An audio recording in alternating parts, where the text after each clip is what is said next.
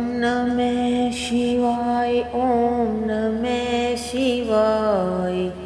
हर हर भोले नमः शिवाय ओम नमः शिवाय ओम नमः शिवाय।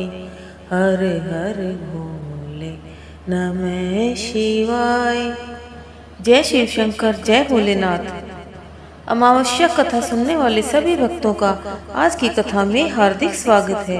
भगवान भोलेनाथ की कृपा सदैव ही आप सभी पर और आपके समस्त परिवारजनों पर बनी रहे। तो आइए सुनते हैं आज की कथा।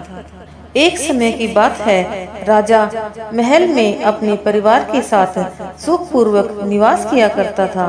उसका एक पुत्र था जिसकी शादी हो चुकी थी। राजा की पुत्र वधू ने एक दिन रसोई में मिठाई रखी हुई देखी तो वह सारी मिठाई खा गई। जब उससे पूछा गया कि सारी मिठाई कहाँ गई, तो उसने कहा सारी मिठाई तो चूहे खा गए।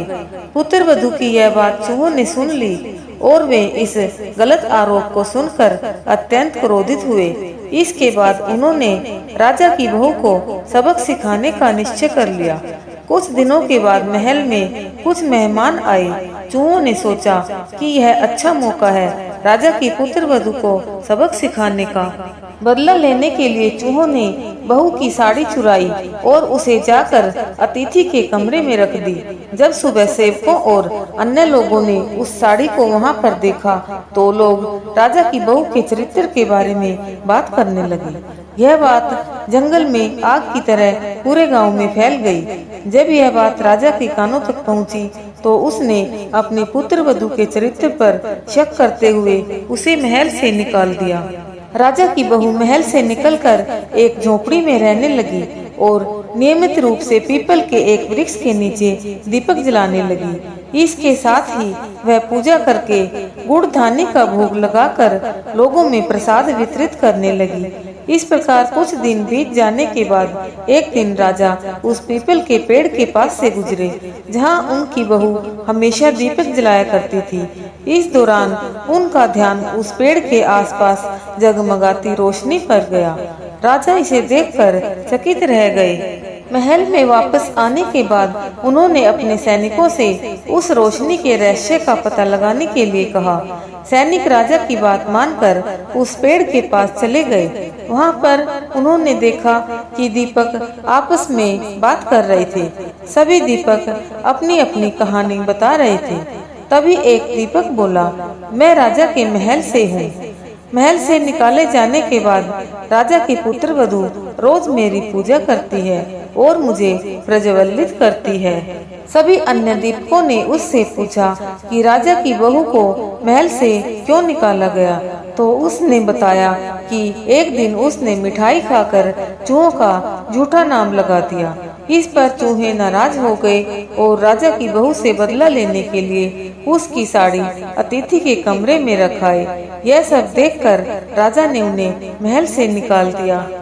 यह सब सुनकर सैनिक भी हैरान रह गए और महल वापस आकर उन्होंने राजा को पूरी कहानी सुनाई।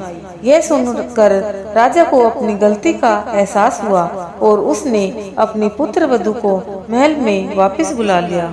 इस प्रकार पीपल के पेड़ की नियमित पूजा करने का फल राजा की बहू को मिला और वह अपना जीवन आराम से व्यतीत करने लगी। बोलो भगवान भोलेनाथ की जय, माता पार्वती की जय।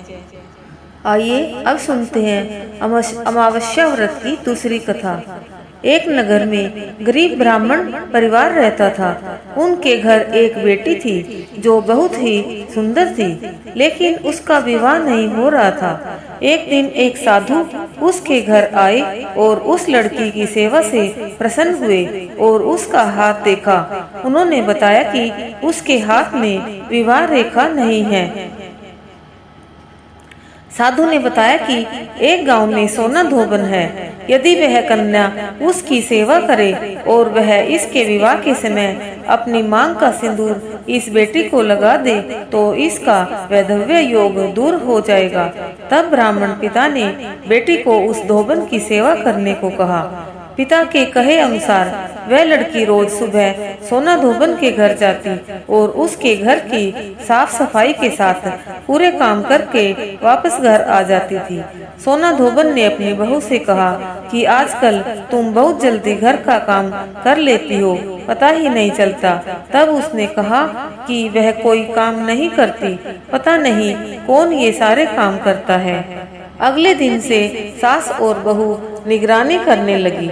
काफी दिनों बाद सोना धोबन ने उस कन्या को पकड़ लिया और उससे पूछा कि तुम इतने दिनों से मेरे यहाँ सब काम क्यों करती हो। तब उसने सोना धोबन को सारी बातें बताई। सोना धोबन तैयार हो गई। उसने जैसे ही उस कन्या की मांग में अपनी सिंदूर लगाई, वैसे ही उसके पति की मृत्यु हो गई। वह काफी दिनों से बीमार था। ब्राह्मण परिवार के घर से लौटते समय सोना धोबन ने रास्ते में पीपल के पेड़ को 108 ईंट के टुकड़ों की भंवरी दी और 108 बार परिक्रमा की। उसके बाद पानी पिया। उस दिन वह सुबह से निराहार और बिना जल पिए थी। पीपल की परिक्रमा करते ही उसका पति जीवित हो गया। उस दिन सोमवती अमावस्या थी। धार्मिक मान्यताओं के अनुसार जो महिला सोमवती अमावस्या से भंवरी देने की परंपरा शुरू करती है और हर अमावस्या को भंवरी देती है, उसके सुख और सौभाग्य में वृद्धि होती है।